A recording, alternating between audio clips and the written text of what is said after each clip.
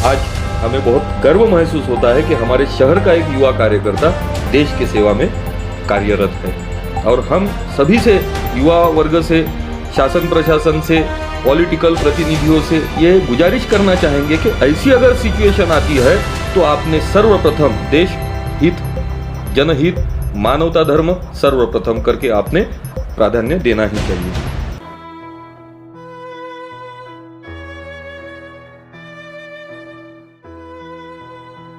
देखिए, आप सौनंदा राहुल हीरेखंड जी है और शुरुआती से मैं देख रहा हूँ, जबकि ये सामाजिक, राजनीतिक और किसी की अगर इमरजेंसी है तो वो चीज़ों में हमने इस महिला की शक्ति देखी।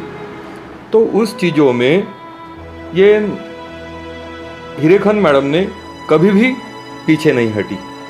तो लोगों के लिए जो दौड़ती थी, एक परिस्थिति ऐसी आई कि जब इनके ही घर में प्रॉब्लम हो गया, इनके पति को ब्रेन हैमरेज हो गया। अब पति को ब्रेन हैमरेज, जबकि अवस्था, आर्थिक अवस्था बिकट रहने के वक्त अगर समझो पति को ब्रेन हैमरेज हो गया, जब लड़के सीख रहे हैं, एक लड़के की वो मिलिट्री की, आर्मी की तैयारी चालू है, घर में कोई ध्यान देने वाला नहीं है, ऐसे में सब लोड सब इन पे आ गया। ऐसे भी परिस्थिति में ये ना डिस्टर्ब हुए, ना विचलित हुए। विचलित ना होते हुए फिर इन्होंने अपने लेवल से प्रयास किया। जहाँ तक कायदे कानून की बात थी, तो एक व्यक्ति, जब नागपुर शहर का एक व्यक्ति, युवा कार्यकर्ता अगर देश की सेवा में जाता है तो वहाँ काय के कागज पत्र और वहाँ काय का फीस और वहाँ काय की ये पैसे की बात होना, क्योंकि हम हैं पुजारी तत्व के, गुरुदेव के आदेश के, नित नेम के, सत प्रेम के, सत कर्म के, सत धर्म के।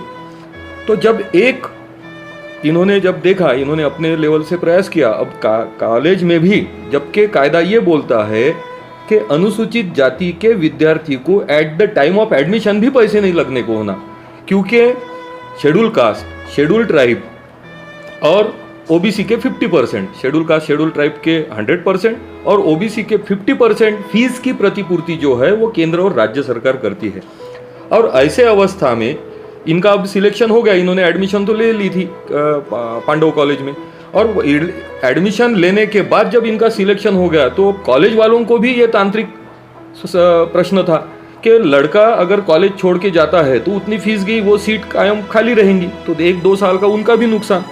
तो प्रिंसिपल या प्रमुख जो भी वो संस्था का रहता है, वो तो अपने संस्था का फायदा देखेगा या नुकसान ना होने का वो प्रयास करेगा। तो ऐसे परिस्थिति में इनको बोला गया सीधा कि आप पैसे भरो, पैसे अगर नहीं भरते हैं तो आपको कागज पत्र नहीं मिलेंगे। लेकिन बात यहाँ एक व्यक्ति की या एक परिवार की नहीं थी, यहाँ बात थी देश की और देश सेवा की। तो मैंने ताबड़तोड़ ये जब मैडम हीरेखंड मैडम ने अपने लेवल से प्रयास किया, अब ऐसे इमरजेंसी में आपको भी पता है, लेकिन हमारे पास आने के बाद हमने तुरंत कॉलेज प्रिंसिपल से संपर्क किया, उनको सारे अवस्था व्यवस्था से अवगत कराया, उनको भी ये बात ध्यान में ला के दिया। लेकिन वो कॉलेज के प्राचार्य जो थे उन्होंने असमर्थता दर्शाई।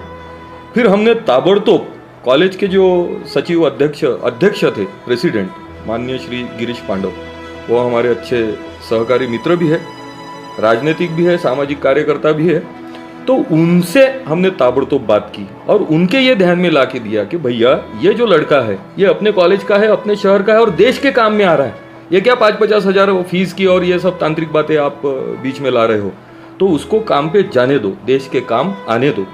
और उनका भी मैं आभार व्यक्त करना चाहूँगा गिरीश पांडव जी का, कि उन्होंने भी, मैंने जैसे ही उनके साथ बातचीत की और उनको ये अवस्था बताई, तो उन्होंने भी कुछ ना बोलते हुए ताबड़तोड़ हमारे शब्द को कीमत देते हुए, उसका महत्व समझते हुए, देश सेवा का महत्व समझते हुए ताबड़तोड़ उन्होंने इनके वो कॉलेज प्रशासन को आदेश दिया और इनको डॉक्यूमेंट्स मिले। जबकि वो डॉक्यूमेंट यानी अगर समझो ये आधा 1 पौन घंटा भी लेट होते थे तो ये सर्विस, ये जो सुवर्ण क्षण इनको प्राप्त हुआ है देश सेवा का, वो क्षण चला जाता था।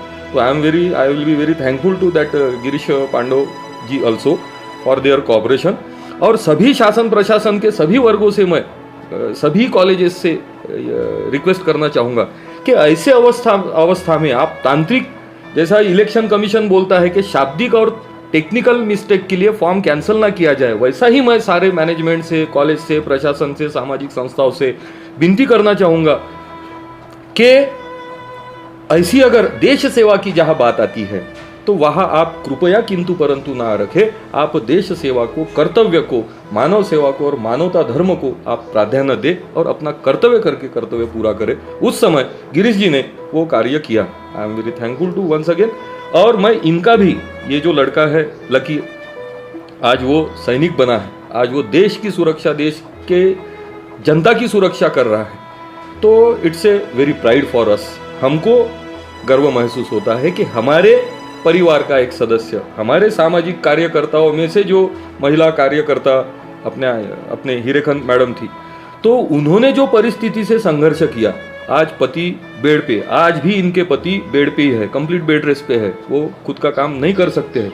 उनको संभालते हुए बाकी समाज के जो विभिन्न घटक है, अंग है, परिस्थिति है, स्थिति है, उससे निपटते हुए बच्चों की भी आज युवा वर्ग की अवस्था बहुत गंभीर है। युवा वर्गों को ऐसा लगता है, जैसा हमारे आर्मी मैन ने बताया, कि युवाओं को ऐसा लगता है कि वो हर चीज में शॉर्टकट देखते हैं। तो shortcut is not a way to live the life, बिल्कुल नहीं। हमको ये देश की, ये समय की, ये काल की ये मजबूरी है कि श्रद्धा और सबूरी जरूरी है। तो ये दोनों भी गुण इनमें दिखे और वो गुणों का वापर करके, बुद्धि का वापर करके आज हमें बहुत गर्व महसूस होता है कि हमारे शहर का एक युवा कार्यकर्ता देश के सेवा में कार्यरत है। और हम सभी से, युवा वर्ग से, शासन प्रशासन से, पॉलिटिकल प्रतिनिधियों से ये गुजारिश करना चाहेंगे कि ऐसी अगर सिचुएशन आती है तो आपने सर्वप्रथम देश हित, जनहित, मानवता धर्म सर्वप्रथम करके आपने प्राधान्य देना ही चाहिए।